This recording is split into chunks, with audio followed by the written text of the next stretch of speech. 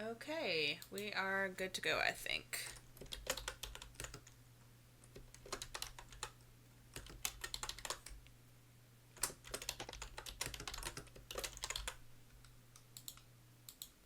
Okay. Can you hear me? Yep. Yeah, I can hear you. Okay, just want to double check before we get started. Okay. Hello, everyone, and welcome to another episode of the Meeting of the Mad Hares. We are concluding our discussion of holes, and I am joined this week by Concert Cruiser, Evening. Grumpy Cobalt, Hello. and Rusty Helm. Hey, y'all. Hello to our lurkers in the recording, and if anyone pops in on stream. So, we have concluded holes. Generalized thoughts for everyone here who is first time reading the book. Or the actual book, because I saw the movie. Granted, it was a long time ago, but uh, I think it's a really charming kids book, to be honest, and which is what it was shooting for, Mm-hmm. and one that I would say gets my seal of approval. Yeah, Okay. I definitely enjoyed it as well.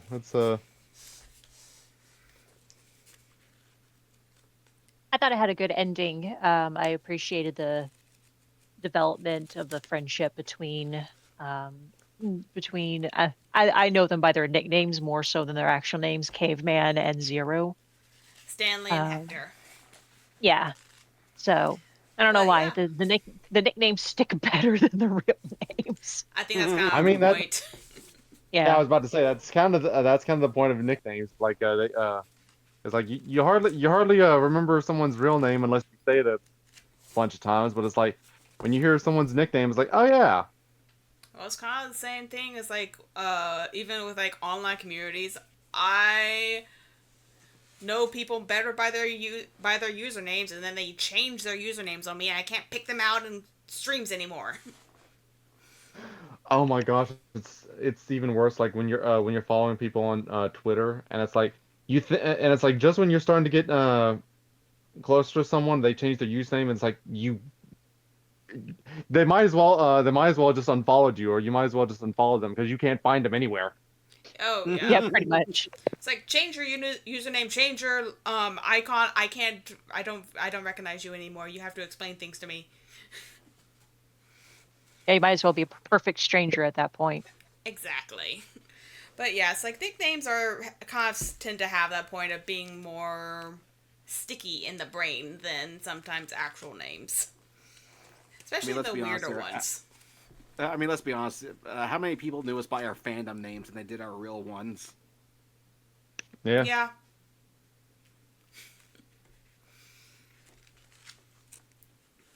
Do I still refer to people as their fandom names over their real names, even when I do know their real names? Yeah. I mean, for the most part, it's like the fandom names like they're easier to say anyways. Sometimes. All I know is Countess is like Countess Rose is more syllables than an actual name, but yeah. More syllables and yet still easily more easily remembered. Well, my name's kind of weird, so Point still stands. point still stands. But yeah, where we left off last time, Stanley had successfully found Zero, who was actually thankfully still alive after being in a desert by himself without food or water for several days.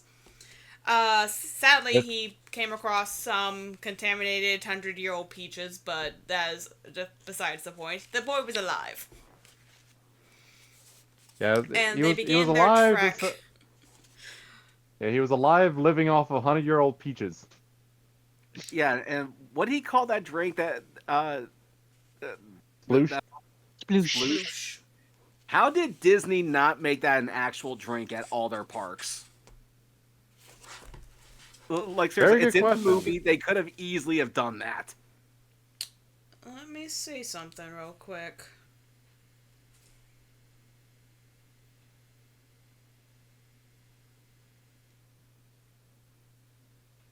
You think they might have did at one point and it just fell off?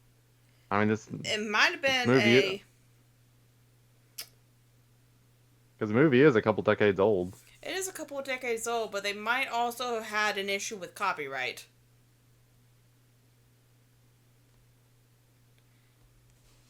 Because I just found a candy product by the same name. Ah,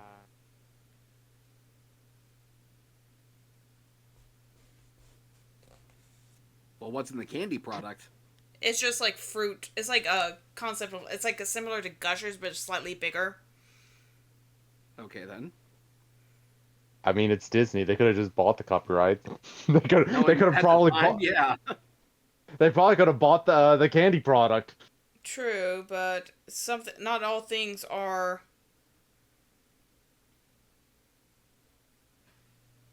purchasable.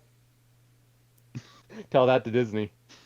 Mm, I don't know. It's like You I don't want- see any. Okay, well, I mean, Disney is probably desperate to get their grubby hands on Spider-Man, and no, that's never going to happen.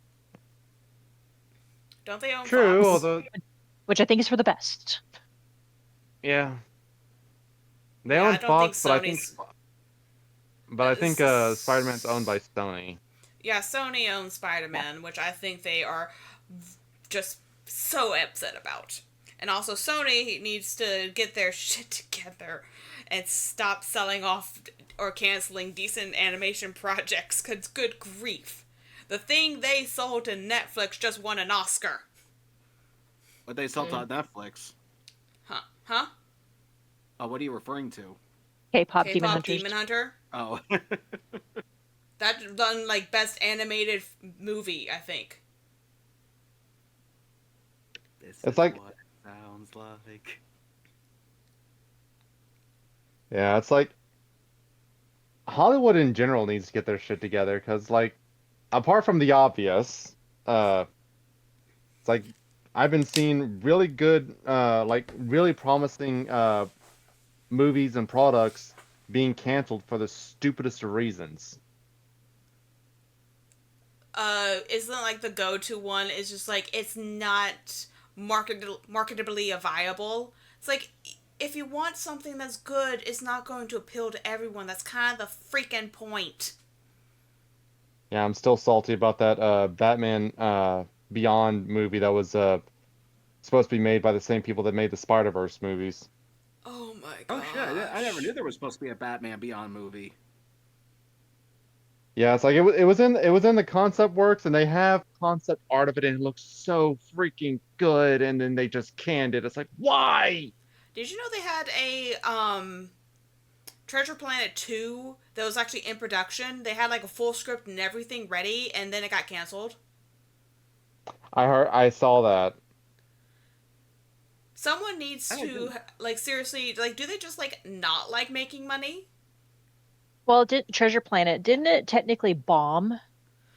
I know, but like, do you realize how much if they nowadays pulled out that script, did like a similar art style within the animation? Do you realize how much money that would make?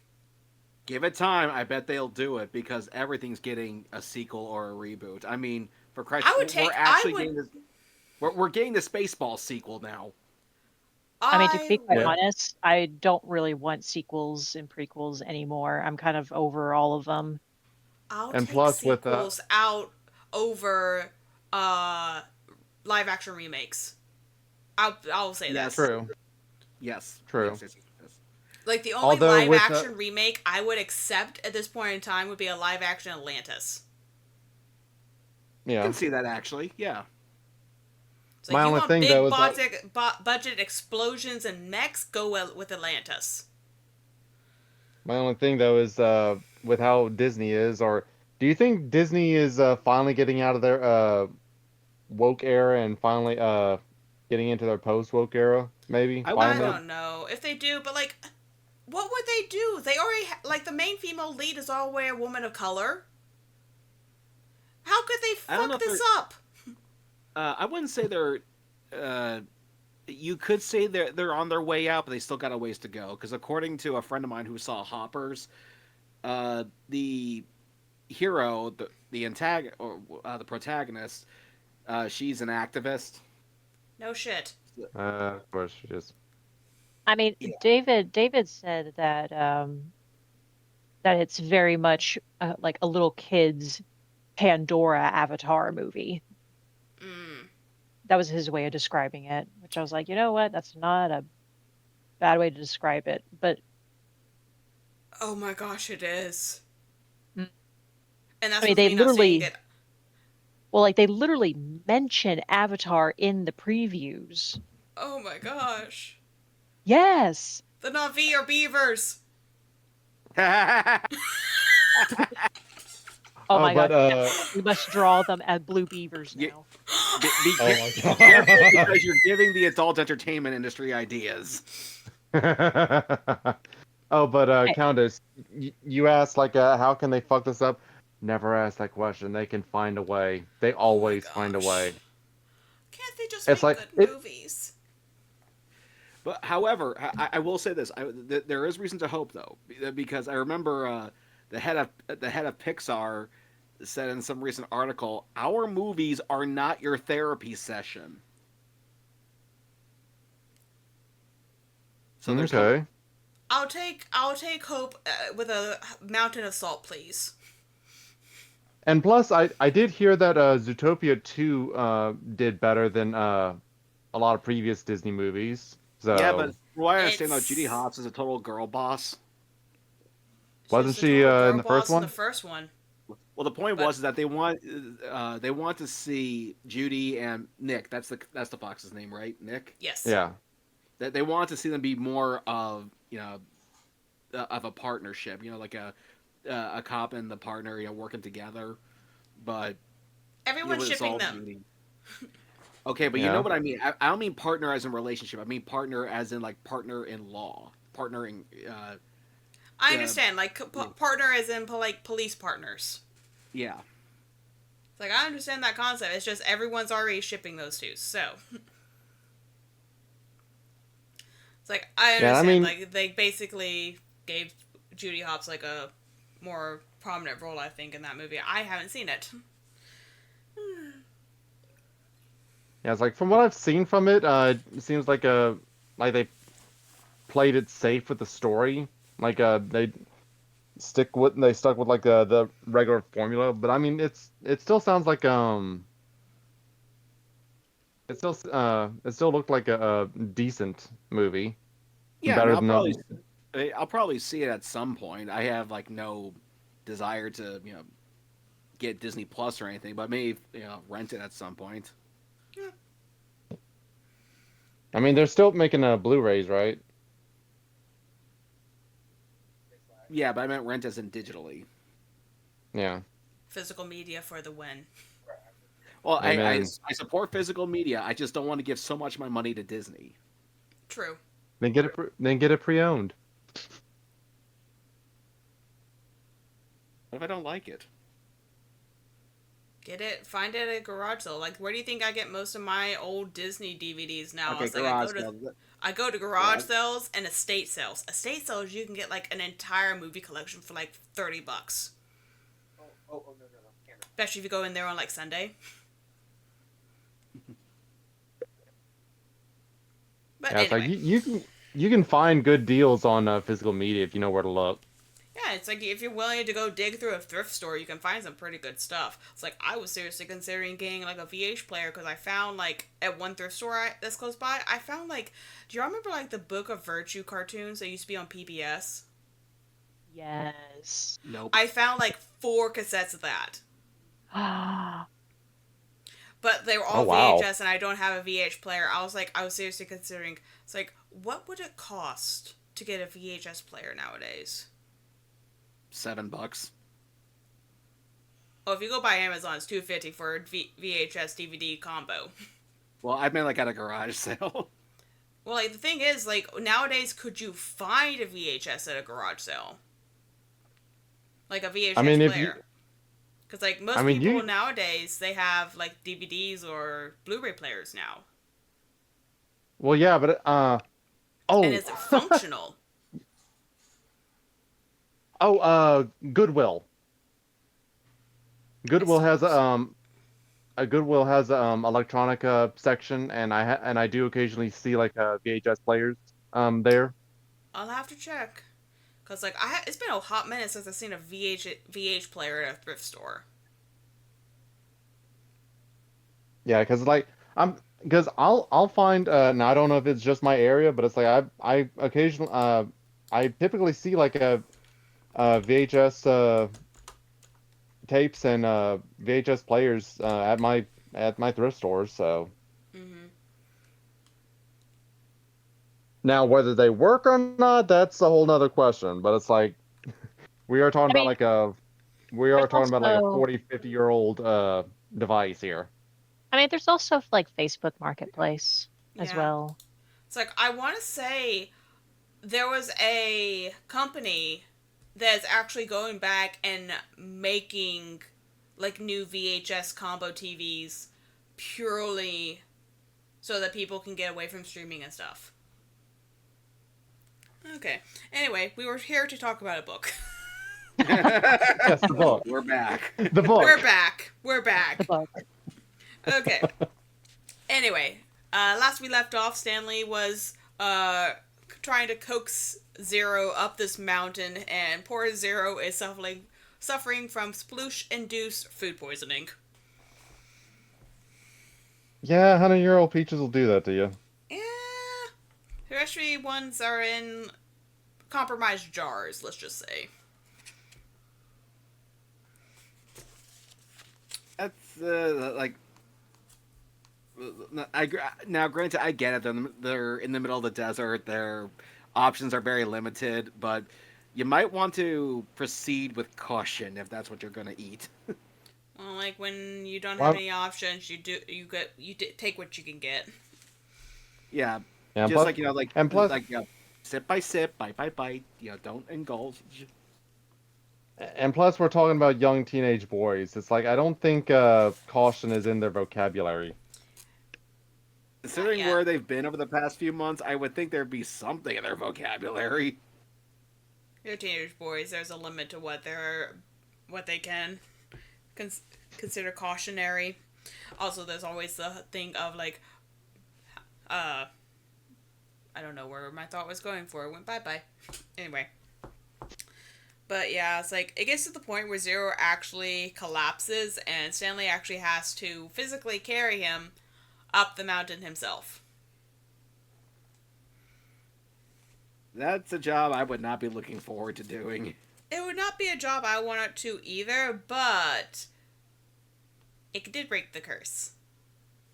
The totally not Yeah, real, totally a thing curse. Yeah, it's like I read that at the very end. It was like, oh yeah, that's a lineup, and it was like it does line up perfectly. But the other thing too is that they did have conditioning beforehand of like digging all those holes, so it's like Stanley was conditioned for it at least. Yeah. I just had a thought. How many days was Stanley digging holes? I want to say 42. 42 does sound familiar. One It second. sounds about right. I need to check something. So Stanley was sentenced to 18 months, Yeah. and as it turns out, he was this was like right where we're at right now was right before he was set to be released. So that's like at least at least 17 months, 17 and a half months. I kind of interpreted it as like the lawyer realized something was going on and came to pick him up early. Yeah, that's true. It's Really like sure, I want to to be say honest. he was counting how many days he had dug holes, and like I think it landed on like the 42, and I was like, that's kind of an interesting number, and I was like, is that how, I was going back and checking the beginning of the book, but I couldn't find an actual number. I was like, is that how many days his great grandfather was carrying that pig up that mountain? I don't know. I'm trying to draw conclusions where there are no conclusions. My apologies. Kind of everywhere, so it's definitely a good suspicion to have. Yeah, it's like I'm just like, just wanted to double check. I thought we had a thing, but apparently I am incorrect. Anyway, so Stanley, who is dragging his friend up the mountain and unknowingly breaking the curse on his family, stumbles across what we can probably rightfully assume was Sam's onion field at the top of this mountain. Yeah, that would be a pretty safe assumption there. Which, in fact, these kids were able to basically just walk up it. See, in fact, it's not really a mountain in a sense when you think mountain climbers climbing up sheer cliffs. Aside from like that really, like that sheer uh, lake bed that they had to climb up at the very beginning, that they basically were able to just walk up it, which makes sense if Sam was able to get up there with his donkey pretty easily and get back down with week's worth of onions. Well, they were saying like it got so steep that they had like a zigzag up the mountainside. So I mean, it wasn't like a straight walk. Well, like it wasn't a straight walk, but it's a walk that a donkey could probably take. Because a donkey Oh can yeah. zigzag up of a mountain trail pretty easily. It's just also it's like you're not having to climb with like a rock climber would have to be climbing up. True. It's not like But yeah, a sheer rock face. exactly. But yeah, we get to like this area that is obviously a old abandoned onion field, and we have they were able to find water because where there are bugs and where there are weeds, there is always water. You just got to be Yes, this is smart true. enough to find it. Yeah, it was just unfortunate they didn't have a filtering. Well, they eventually made a filtering system, but again, desperate times. Yeah, it's like they were able to get it. It's like the fact that they probably had some filtering system in it. It probably wasn't just great for like all the mud, but like seeing fat, I would be willing to bet most of the dirt around them was sand, which is sometimes used in filtering stuff. It helped, but that also didn't help with like just general water. It filtered out some of the more nasty stuff, but still. Yeah. It's like, thankfully, the water did not make Zero any more sick, and it was fine. But yeah, so they were up there for about a week. About that. Yeah, Where did they where they find shelter up there? I don't remember. The they found food and water basically up there, and they were able to like chill underneath like this big rock formation for shade. Hmm. Yeah, they were able to follow the shade from the big thumb basically Yeah, throughout the day.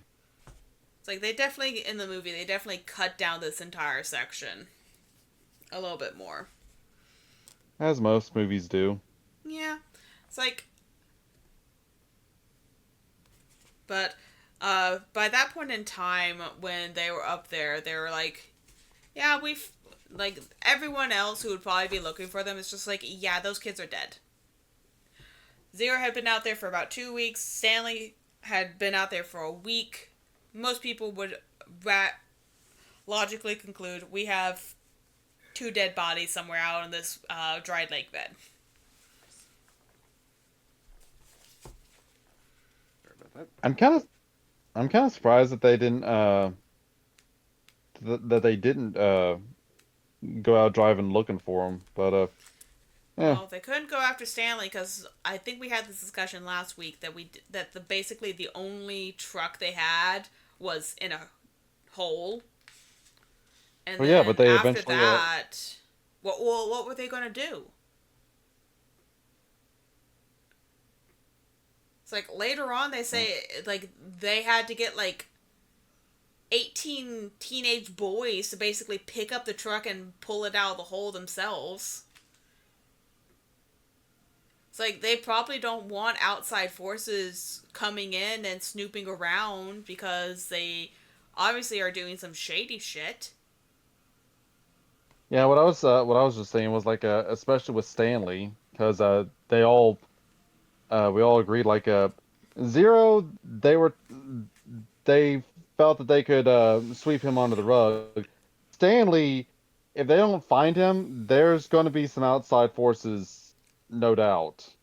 Well, they were probably thinking Stanley is going to be here for minimally 18 months. They obviously don't have inspectors coming out on a regular basis, so they could have easily waited probably a couple months and then reported that he ran away, and then by that point in time, you'll have nothing but dried bones and picked over remains to possibly find, if at all. Possibly. I watched way too much true crime. Because, like, we know that they would have not had any qualms with just leaving kids out there to die and then never report the bodies or report the bodies much later and then say that they ran off in the opposite direction, basically sending any authorities that they might be held responsible to on a wild goose chase. Yeah. But yeah.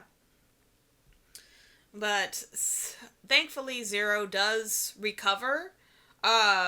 It is hinted at that it's probably because of the onions, or maybe it's just when you are dehydrated and have food poisoning, water and any kind of food will probably be good for you. Especially seeing fat. I think Plus, actually onions do tend to be like good for your stomach. yeah, and I plus, could like see that. plus Zero did throw up the contents, the sploosh contents. So Yeah, but he had also been eating that stuff for 4 days, so it was already well in his system. But yeah. fair point. But so Zero actually does get a little bit better to the point where he's actually recovering. And then Stanley cannot stop thinking about that lipstick container from Kissing Kate Barlow. So he asks his friends, Very. like, hey, you want to dig one last hole? And yeah. Yeah, because Zero was very much adamant about like look, I ain't well before Stanley mentions about the one last hole thing. It's like Stanley Zero was very much done with holes, Mm-hmm. but Stanley's like, you want to do one more hole? Because I think this will be the last hole. Yeah. They were on the verge of dying. Not at this point. They were okay for the most part. I'm just They wondering weren't what he meant like, when he said like one last hole. Like, dude's like, is he about to die or something? no. He was like, we're going to see what the warden has been drastically looking for out here. Because when she was having them dig, when they thought they found that lipstick container, she was having them dig in the wrong area. But Sam knew where that thing had actually come from, so he was going to be like, let's go see if we can actually find what she's been looking for all along. Mm-hmm. Just to, like, stave off that curiosity. All right. But yeah, so they gather supplies, which was smart on the return trek, and they make their way back to camp. And they find the hole that Stanley remembered finding the lipstick container in. And they wait until dark, and then they start digging. Which I find it impressive how Stanley found or could remember his hole apart from all the other hundreds of holes even if you knew the general direction, which which granted, he wasn't 100% sure. It's like I think that's it. You think? Well, like like in the movie they kind of mark it with like a weird shaped stone, which I think would be a better identifier, but also like as someone who can easily, like, I'm pretty good with like patterns. It's like once I know where I'm going, as long as I don't deviate from the pattern, I can usually find things within it. So if he's like, okay, so we have this cluster over here, we have that cluster over here, and we're facing this way from the water station. Yeah, I can see him remembering which hole he found that in, because that's kind of an important bit in his psyche at that moment. All right, fair point. Also, plot armor. Oh yeah.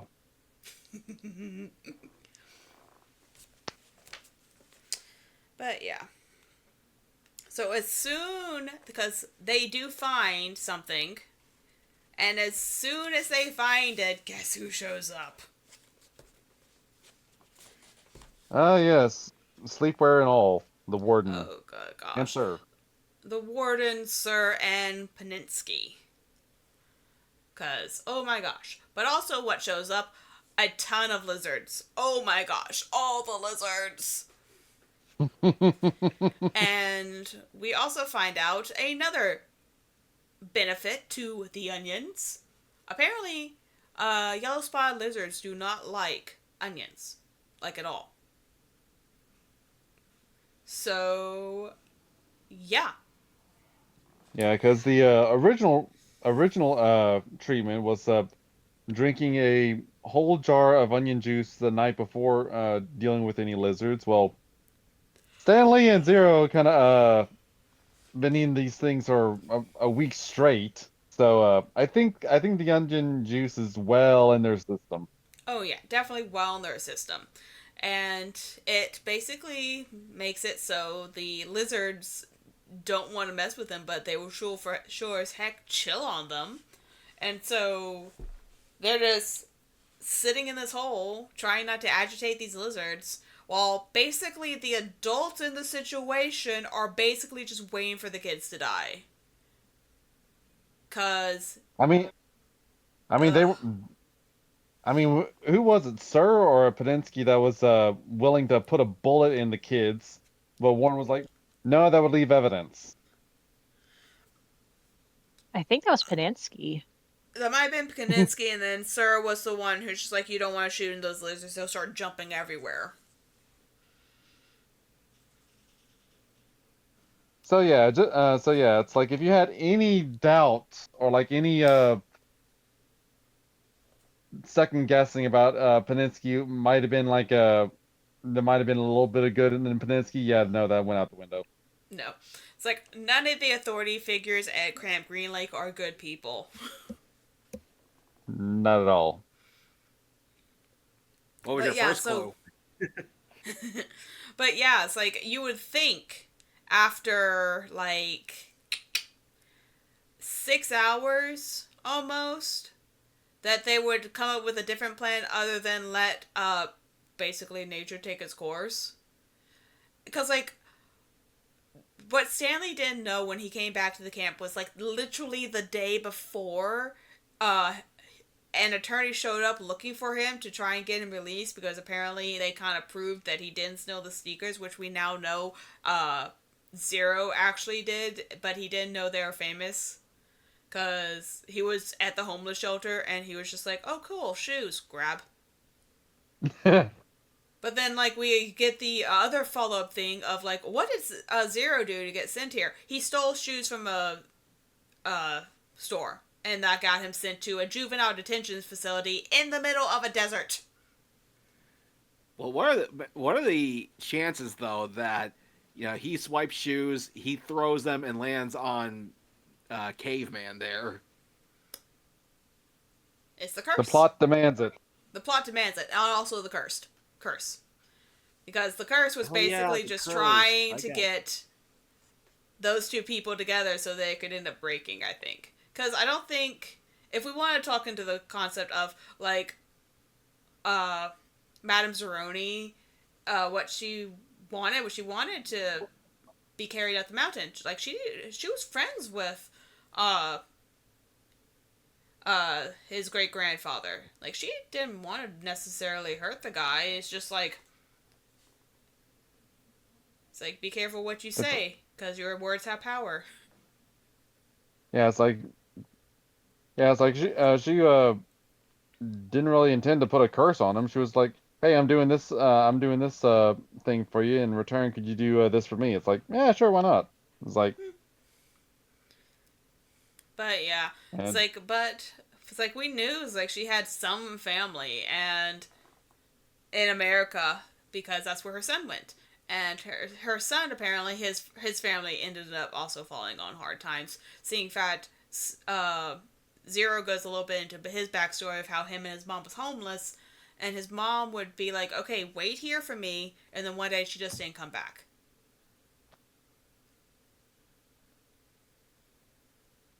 So Zero was alone for a good chunk of his life. So yeah. yeah, it's like he even waited for his mom. I think it said that he waited for his mom in that one spot for like a month.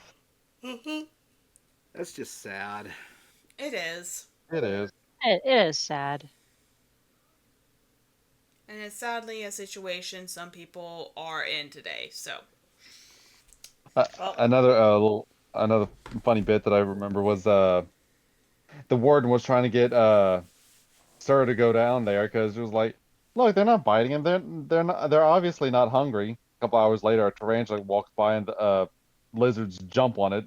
Like it's like not hungry, huh? nope. But yeah, it's like while they're still waiting for lizards to bite children, and they Stanley's lawyer ends up coming back with the attorney general in tow, and yeah, so they've been staying there for a few hours now, so I think Stanley was just like, you know what, either I'm going to die in this hole after getting bit by a lizard, or I can try to get out of this hole and away from these lizards, and maybe get bit in the process, maybe not. What's the worst that can happen? Oh, dying. So he ends up jumping out of the hole. He ends up pulling Zero out.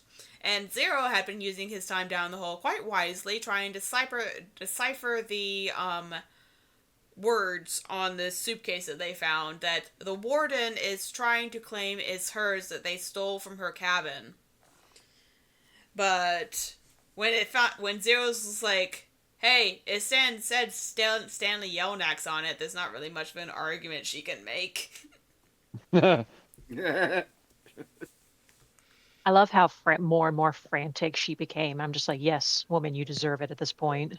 Yeah, she got frantic and then she just like basically went straight comatose. Yeah. But yeah. But so they basically are like, okay, so Stanley shouldn't be here at all because it's proven that he is actually innocent and not guilty of any crime, so he's getting released. But Stanley doesn't want to leave Zero there because, oh my gosh, what's not to say that they aren't going to put a bullet in Zero's head as soon as they leave and dump him in a hole of their choosing.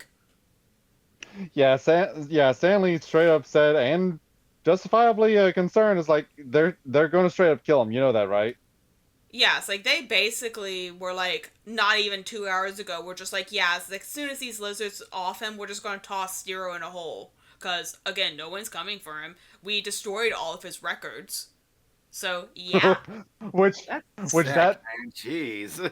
Yeah. oh yeah, which So, that also backfired on them quite spectacularly because when the lawyer and the attorney general was like, so hand me Hector's files. His files? Yes, his files. You do have records on these kids, right? Uh, sure, let me go get those. We can't find them.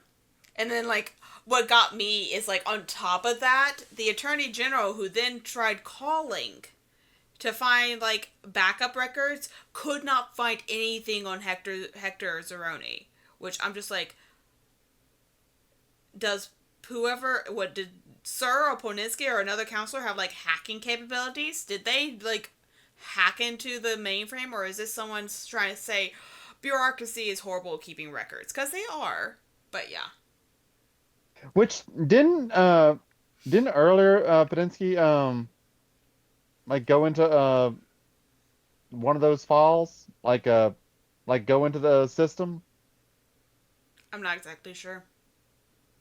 because I know that they were getting rid of the files at their location, but I thought they were either going to call somebody or going to the files of like the Attorney General and or the state and doing something with those files.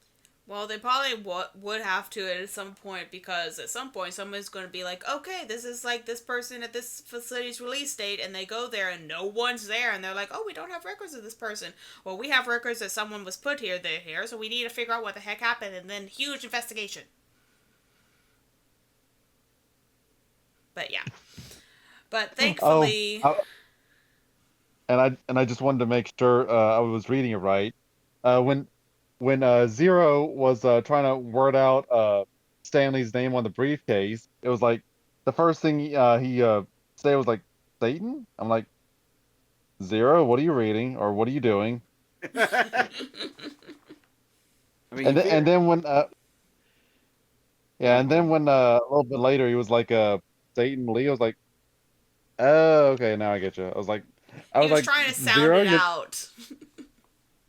it's like Zero, you're not doing like any Zeroni witchcraft that are you? No. But yeah, so I don't know if this would have been actually what happened, but the lawyer's just like, to the Attorney General, is like, so I'm just going to take this kid, seeing in fact y'all have no files on them, so I'm just going to yoink him out as well with my client. Bye-bye. It's like, hey, nobody has records on them. It's like, what are y'all gonna do? And like, good grief, the kid would sit there because of a pair of stolen shoes. And they weren't even famous shoes. They were just shoes. Yeah. Like, there was no, like, grand larceny Yeah. or something like that. Although I would willing to bet, given the lifestyle Zero probably led up to that point, he probably had a very long record of petty thefts. Yeah. So, it probably was a compounded issue, but, like, still. Anyway, so Stanley and Hector end up going back home to Stanley's family. They are able to break open Stanley the First's suitcase, which had some relatively low quality jewels and I'm guessing gold somewhere in there, which wasn't all that impressive. Like, it looks impressive, but it wasn't all that impressive once you actually got that stuff appraised. But what the kicker was, there's a crap ton of bonds and deeds and other kinds of documents that over the 100 or so years since they had been buried, they had appreciated and valued quite a lot. Yep. Up to the tune of a few million bucks. Invest early, kids. Compound interest is your friend. Very much so. Something I wish I had been told earlier in life, but oh well, we gotta play catch up now. Now I know, what was in the trunk, but did they ever say why? I know they did, but I just can't remember. Why were the people running the camp trying to find this thing? Okay, so the general gist is that the warden is the descendant of the guy who killed Sam, but also who he wanted to marry Kate, but she refused him, and he, after Sam's death, and Kate basically went on a serial bank robbing spree. All of the money that his family had dried up with the lake because after Sam's death, no rain fell there. And so he ended up marrying another girl, and then they had kids, and they still technically all owned the lake. It was a worthless piece of land. So when Kate showed back up and they found out that she had buried probably what they thought was all of the loot she had gotten over her 2-decade-long crime spree, he was trying to find that. So him and his kids and his kids' kids, which I think is the warden's generation, ended up they were trying to find this buried treasure from Kate Barlow that was buried on their land. Mm. And Okay. she basically shoved all of this information. So, like, a good chunk of what she probably buried actually originally belonged to Stanley Yelnats the First. But that's probably the low quality jewels was stuff that she put in there. But probably most of the paperwork was his legally. So that was legally the Yelnats family's stuff. Okay. All right. So, gotcha. yeah. So basically, she was trying to find this buried treasure to basically reclaim her family's fortune that they lost when the lake dried up. Okay, I got you now. But yeah. Another funny thing that I remember was like when the lawyer was bringing Stanley and Zero to Stanley's parents. They were going over like, yeah, we know that yeah, Stanley, we know that you didn't steal the shoes, and Zero's like, yeah, I did. It was like, I didn't hear that, and I don't want you, and I don't want to hear you, and I don't want to hear that from you ever again. It's like that, like I think that's like nobody. That's like a trope with like lawyers of like their client just admitted to crime and it's like, I did not hear that. Because they can't really testify against their own client. Yeah. So yeah. But to wrap up Holes, with the newfound wealth and the no longer unlucky family, the father is able to actually successfully invent basically a product that fights foot fungus and foot odor. He makes a decent amount of money from that, but he also has the money that they found. They are able to move into a nice house and live comfortably, and Stanley and Hector become neighbors, and Hector is able to find his mother. So yay. Happy ending all around. Applause. Yes. Yay. But yeah. It's like, I've read Holes a few times. I love the movie, but yeah, it's like, this is always an enjoyable little jaunt down into like a very nostalgic book and movie for me. I always enjoy going back to it. It's fun. Yeah, I definitely enjoyed reading it. Yeah, definitely appreciate the ending. Just after all that, like, someone better be having a happy ending. It's like, it's always nice to have a happy ending book. It's like, I don't understand I don't understand people who like books that don't have a happy ending. It's like, what's the point then? Yeah. Yeah, I don't. It's like I I understand like how people want like stories to be like deep or complex or whatever, but it's like as my sister would say, it's like I want my Disney happy ending, dang it. Mm-hmm. But yeah. So next week. Oh, anyway, Grumpy. I was just gonna say I thought it was a good book, very interesting. Yes, because you had no viewpoint from those stories. In fact, you hadn't seen the movie before either.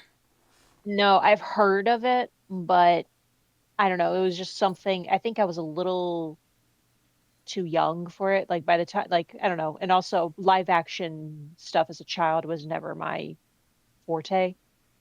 So makes sense that I missed it. Yeah. Well, we're going to fix that next week. Next week we will be having a movie night as a book club, and we'll be watching Holes. Yeah. Yay. Yay! And then we'll be going into Cruiser's book. And Cruiser, what was your book called again? Year of the Black Rainbow.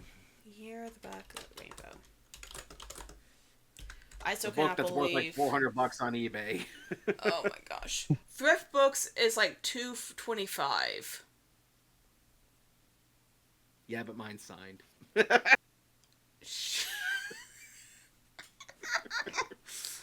Oh my gosh. Yeah, Well, look, thank you. But we can easily at least get a digital copy for a more reasonable $10. Yeah, because I'm a big fan of a band called Coheed and Cambria, who basically made a book series, and their music serves as a companion piece. And this book here, Year of the Black Rainbow, is basically a prequel to the story. And I've been curious to read it, but I want to do it with this book club so we can all read it together. So soon we're going to be starting that, and I gotta take notes this time while I read it. Okay. Okay, quick question. How many pages overall is that? Overall, Yeah.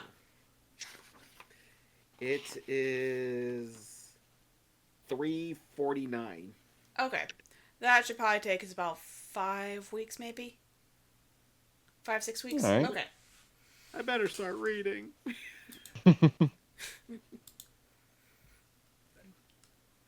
But remember what I told you though. The first chapter alone is like 50 pages.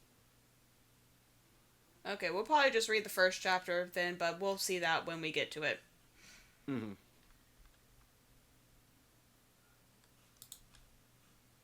But yeah, so I think that is all for this time. We will be taking obviously the break for movie week, and then we'll be on to a new book. I'm actually looking forward to this. This seems actually kind of interesting. It's a little more like sci-fi. And I gotta be prepared to lead, which I am not looking forward to, but one step at a time. We'll deal with it together. Okay, guys. Okay. Oh yeah. So, that'll be all for this week. I hope everyone has had a wonderful time and has enjoyed our delve into holes. And until next time, guys, I will see y'all later. Bye See you guys next bye. time. Bye, y'all.